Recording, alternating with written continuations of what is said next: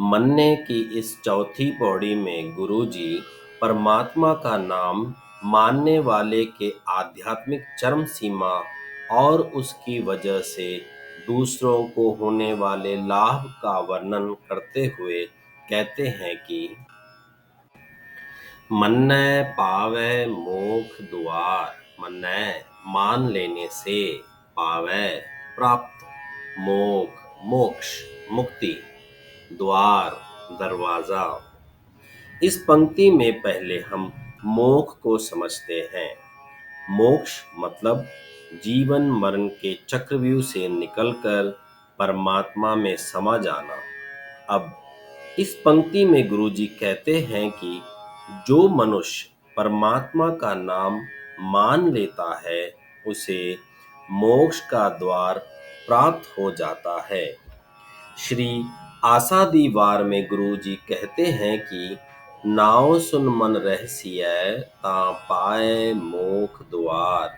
मतलब जो परमात्मा का नाम ध्यान से सुन लेता है उसका मन तृप्त हो जाता है और उसे मोक्ष का द्वार प्राप्त हो जाता है। मन्ने परवारै साधार। मन्ने मान लेने से, परवारै परिवार, साधार आधार आसरा।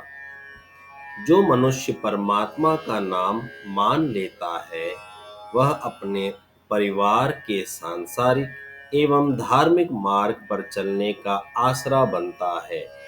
ऐसे मनुष्य को देखकर परिवार के लोगों को प्रेरणा मिलती है। श्री गुरु ग्रंथ साहिब जी के अंग 1241 में गुरु जी कहते हैं कि नाय मनियै कुल उधरै सब कुटुंब सबाइया। मतलब जो मनुष्य परमात्मा का नाम मान लेता है उसका सारा कुल और सारा परिवार भवजल पार कर लेता है। मन्ने तरै तारे गुरसिख। मन्ने मान लेने से, तरै खुद तर जाता है, तारे दूसरों को तार देता है, गुरसिख गुरु की शिक्षा। गुरु जी मनुष्य के जीवन को नाव यानी बेड़ी से और इस संसार को भवसागर से तुलना करते हुए कहते हैं कि जो मनुष्य परमात्मा का नाम मान लेता है वह स्वयं ही नहीं बल्कि गुरु की शिक्षा द्वारा दूसरों को भी तार देता है। मन्ने नानक भवै न भिख। मन्ने मान लेने से, भवै भटक कर, न नहीं, भिख भीख मांगते हैं। इस पंक्ति में श्री गुरु नानक देव जी कहते हैं कि परमात्मा का नाम मानने वाले मनुष्य दर दर भटक कर भीख नहीं मांगते हैं। ऐसा नाम निरंजन होए। ऐसा ऐसा पवित्र नाम, परमात्मा का नाम, निरंजन कालिक से रहित, होए है। इस पंक्ति में गुरुजी परमात्मा के नाम की पवित्रता को दर्शाते हुए कहते हैं कि परमात्मा का नाम कालक से रहित है अर्थात शुद्ध है। श्री गुरु ग्रंथ साहिब जी के अंग 1242 में गुरुजी कहते हैं कि नाम निरंजन अलख है किव लखिया जाई।